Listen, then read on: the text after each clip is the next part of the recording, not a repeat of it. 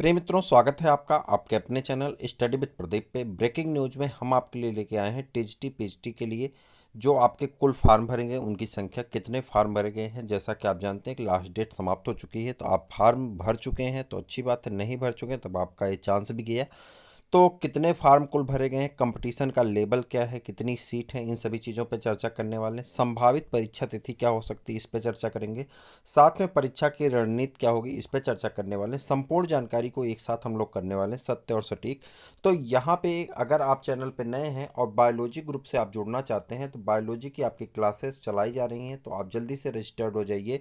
नीचे इस नंबर पे व्हाट्सअप करके आप हमारे साथ रजिस्ट्रेशन करा सकते हैं, जिसमें आपको बायोलॉजी की फ्री में क्लासेस, नोट्स इत्यादि सब कुछ आपको फ्री में प्रोवाइड कराया जाएगा। प्रैक्टिस पेपर चल रहा है, प्रैक्टिस पेपर के नाम से ही प्रैक्टिस पेपर चल रहा है, और सुपर ऑब्जेक्टिव नाम से आपके चैप्टर वाइज क्वेश्चन आंसर चल रहे हैं, जिसमें असर्शन रीजन भी कराया जा रहा है। तो आप जरूर जुड़ें बायोलॉजी के लिए, जो आपके लिए बहुत हितकारी और लाभदायक होगा। साथ में अगर आपने इस वीडियो को नहीं देखा है तो आप जरूर देखिएगा। जीआईसी प्रवक्ता टीजीटी पीजीटी, यहाँ पे यह एक सीरीज चल रही, वे आप सक्सेस की सीरीज है। इस सीरीज का आप हिस्सा बनना चाहें तो आप इस चैनल से रजिस्टर्ड हो जाएं, आप इस सीरीज का हिस्सा बन सकते हैं। टीचिंग मोटिवेशन, इसी तरह से हर एक जॉब के लिए मोटिवेशन है। उसके बाद लेजेंड ऑफ द इंडिया करके एक टॉपिक आएगी, तो उसके भी आपके अलग अलग सीरीज आती रहेंगी, जो सीरीज में हम लोग अलग अलग टॉपिक पे चर्चा करते हैं। तो यह आपके लिए बहुत हेल्पफुल है, खास करके एग्जाम पॉइंट ऑफ व्यू से, चूँकि यहाँ पे प्रिपरेशन स्ट्रेटजी दी गई है, तो एग्जाम पॉइंट ऑफ व्यू से बहुत इंपॉर्टेंट है, आप जरूर देखिएगा। यदि आप चैनल पे नए, तीसरा वीडियो है, जरूर देखिएगा, आपके लिए बहुत लाभदायक है। तो बात कर रहे थे कि उत्तर प्रदेश टीजीटी पीजीटी का फॉर्म जो है वो आपका भरा जा रहा था। लगभग 15,000 कुछ पद उसमें थे, 15,198 पद पे आपको भर्ती निकाली गई थी। तो टोटल सबकी जानकारी अगर हम यहाँ से एकत्रित करें तो यहाँ पे सब कुछ दिया गया, एक एक करके समझने का प्रयास करते हैं।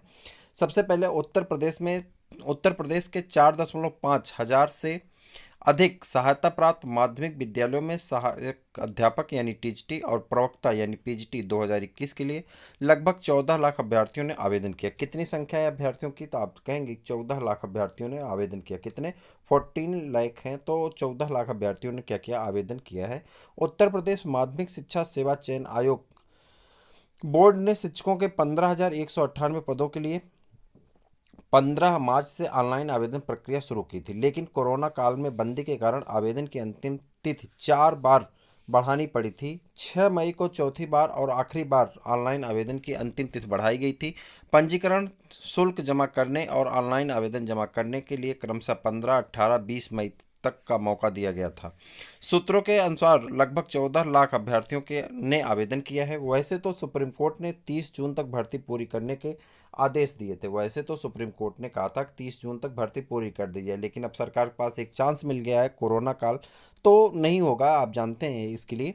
लेकिन मौजूदा हालात में यह संभव नहीं दिख रहा है। प्रतियोगी मोर्चा के अध्यक्ष बिक्की खान ने बोर्ड अध्यक्ष के परीक्षा तिथि घोषित करने की मांग की है, ताकि छात्र उसके अनुरूप अपनी तैयारी कर सकें। देखिए, परीक्षा तिथि आपकी आती रहेगी। परीक्षा तिथि की अनुमानित जो डेट है, वह अनुमानित डेट ये मानी जा रही है कि आपका पेपर अक्टूबर में होने के चांसेस हैं। अक्टूबर में आपका पेपर हो सकता है, और ये मान चलिए कि अक्टूबर में आपका पेपर पूरी तरह से संभावना की जा रही है कि अक्टूबर में आपका पेपर होगा।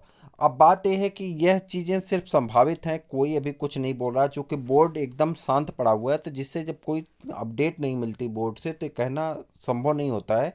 लेकिन आप अपनी तैयारी को उधार दीजिए। जैसे आपको जीआईसी प्रवक्ता तो देना ही है, तो जीआईसी प्रवक्ता की जो आपकी तैयारी है, वही आपकी टीजीटी का भी लगभग वही कोर्स है, ठीक है, और पीजीटी का भी लगभग वही कोर्स है। बल्कि टीजीटी में कोर्स आपका कम है, प्रवक्ता में आपका कोर्स ज़्यादा है और पीजीटी में ज़्यादा है। प्रवक्ता में आपको जीएस पढ़ना है, ये अलग का मैटर है, लेकिन सब्जेक्ट का भी तो 80 क्वेश्चन आना है प्रवक्ता में, जीआईसी प्रवक्ता में, तो ये आपका काम करेगा। तो आप आराम से जीआईसी की तैयारी करिए। उसका पेपर तो उम्मीद की जा रही है कि अगस्त या सितंबर में हो जाएगा।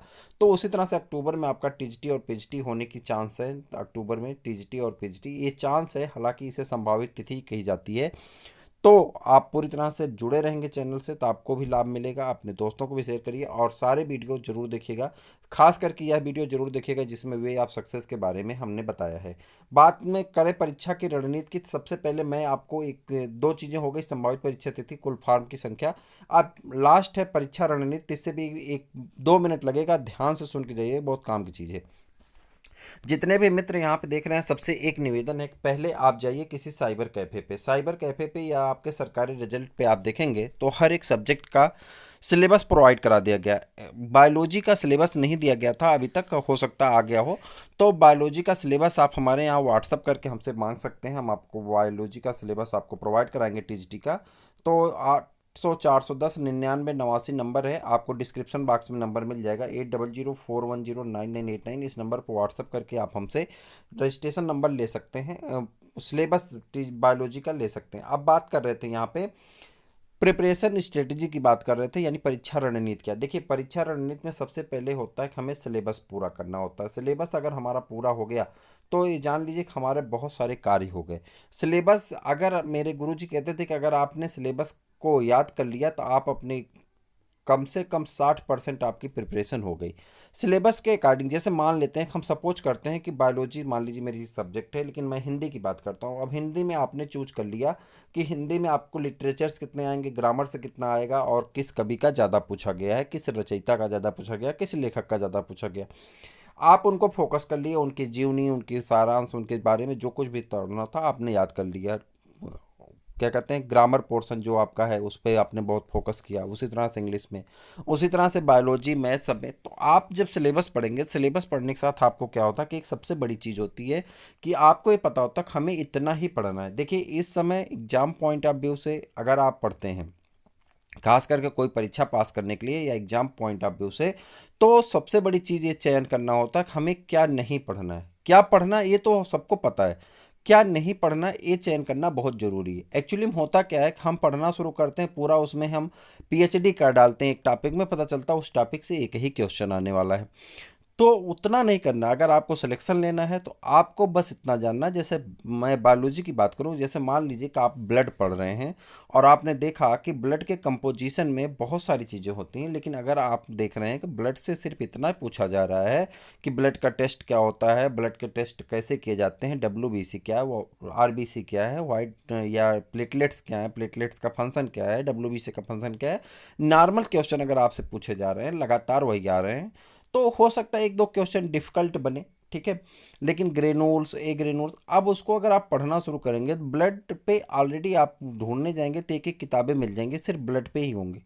तो आप उसमें पीएचडी करके क्या करेंगे, आपका जो क्वेश्चन आ रहा पीएचडी कर जाएंगे, जो क्वेश्चन आना है वही आपका गलत हो जाएगा। इसलिए उस पॉइंट को क्लिक करिए कि किस पॉइंट पे कितना पढ़ना है और क्या नहीं पढ़ना है, ये जरूर आइडेंटिफाई करिए। उसके लिए आप एक पेपर उठाइए और उस पेपर में सबसे पहली चीज़ तो आपको सिलेबस पूरा याद होना चाहिए। पहली चीज़ मैं एक एक करके बताऊंगा। सबसे पहले आपको सिलेबस याद होना चाहिए। दूसरी चीज़, आप प्रैक्टिस डेली करेंगे, प्रैक्टिस पेपर आप डेली करेंगे, जिसमें बायोलॉजी वाले हमारे जितने मित्र हैं, बीच में आपका एक महीने तक बंद था, लेकिन आज से आपका प्रैक्टिस पेपर स्टार्ट कर दिया गया। इसके पहले हमने 12 प्रैक्टिस पेपर किए थे। 12 मतलब उसमें कुछ कुछ क्वेश्चन किए थे, 25-25 या 50-50 क्वेश्चन किए थे, ठीक है। कुछ में 50 और कुछ में 25 क्वेश्चन किए थे। आज 13वां प्रैक्टिस सेट आपका डाल दिया गया बायोलॉजी का। अगर आप बायोलॉजी से हैं तो जरूर ज्वाइन करिए, उसका लाभ उठाइए। और सुपर ऑब्जेक्टिव करके आपके चैप्टर वाइज कराए जा रहे हैं, जिसमें हम लोग 50 क्वेश्चन से लेकर के 75 क्वेश्चन तक का क्वेश्चन आंसर करते हैं। और लास्ट में उस चैप्टर का असर्शन रीजन करते हैं, जिसमें 5 7 10 असर्शन रीजन हम करते रहते हैं। तो कहीं ना कहीं इसका बहुत लाभ आपको मिलने वाला है। उसी तरह से हर टॉपिक का आप प्रैक्टिस पेपर लाइए, प्रैक्टिस पेपर करिए, जिस भी सब्जेक्ट का आप हैं। उससे क्या होगा कि आपको पता चल जाएगा कि हमको कितना पढ़ना है, क्या पढ़ना है, ठीक है। उसके बाद आगे बढ़ जाए, तीसरी चीज़ है रिवीजन डेली बेस पे होना चाहिए, वरना वीकेंड तो जरूर करिए। ये 3 पॉइंट आप याद कर लेंगे, आपके सिलेक्शन को कोई नहीं रोक पाएगा। फर्स्ट दैट थिंग्स काल, जिसे आप कहते हैं कि सिलेबस आपको पूरा याद होना चाहिए। सेकंड है आपका प्रैक्टिस पेपर आपको करना है, और थर्ड है रिवीजन जरूर करना है। यानी इसे हम लोग क्या कह सकते हैं, तो ये देखिए क्या कर सकते हैं इसको, यस पी आर, यानी जो आपका ये फार्मूला है, सिलेबस, प्रैक्टिस और रिवीजन। इसके साथ ही आप क्या करेंगे, अपने आप को प्रिपेयर करेंगे, और जैसे ही आप प्रिपेयर हो जाएंगे, आप अच्छे तरह से अपने क्वेश्चन को अटेम्प्ट कर सकते हैं, अपना सिलेक्शन पा सकते हैं। मुझे उम्मीद है कि अगर आप अपने मन से तैयारी कर देंगे, आप देखिए अगर यहाँ पे तो 15 लाख मान लेते हैं, 15,000 पद हैं, और ऊपर जो संख्या है 15,000, ऊपर जो है 15 लाख, 14 लाख है, 14 लाख मान लेते हैं। 15 से अगर काटेंगे इसको ना तो 14 लाख है, तो 1 लाख अगर ऐसे मान लें तो 15 9 45, यानी एक सीट पे कम से कम कितने लड़के हैं? तो एक सीट पे आप खुद ही बताइए कितने लड़के, 90 लड़के हैं। कितने लड़के हैं? 90 लड़के हैं एक सीट पे। ठीक है, एक सीट पे 90 यानी 100 मान चलिए, 100 लड़कों का कंपटीशन है एक सीट पे। अब एक सीट पे अगर 100 लड़के हैं तो उस हिसाब से आप कंपटीशन को जोड़ सकते हैं कहाँ जाने वाला है। तो अगर 100 में आपको यूनिक बनना है तो आपको बहुत ज़्यादा परिश्रम करने की ज़रूरत है। आपके पास 4 से 5 महीने का समय है, आप फोकस करके करेंगे, इस फार्मूले से करेंगे। आज सिलेबस जाइए इंटरनेट से डाउनलोड करिए, उसमें अपने कॉपी पे लिखिए, अपने कलम से लिखिए। कलम से लिखेंगे तो याद होगा। प्रिंट आउट भी निकालिए, मैंने आपको बताया वे आप सक्सेस वाली सीरीज में, तीसरे सीरीज में मैंने प्रिंट आउट निकालने का था, जिसमें मैंने आपसे बताया कि आप प्रिंट आउट निकाल करके उसको क्या करेंगे, अंडरलाइन करेंगे कि ये टॉपिक मुझे आती है, इस टॉपिक को मुझे प्रॉब्लम है, इसमें मैंने आपको समझाया, इसमें आप समझेंगे तो आप बहुत अच्छी अच्छी बारीक पॉइंट को समझ पाएंगे। ना सिर्फ आपके फ्यूचर के लिए काम करेगा, बल्कि आप कहीं अगर टीचिंग करा रहे हैं तो उन बच्चों के लिए फ्यूचर के लिए भी बहुत हेल्पफुल होगा। तो ज़रूर देखिएगा, अपने दोस्तों को भी शेयर करिएगा। फिर मिलेंगे किसी और वीडियो में हम, तब तक के लिए इजाज़त दीजिए। जय हिंद।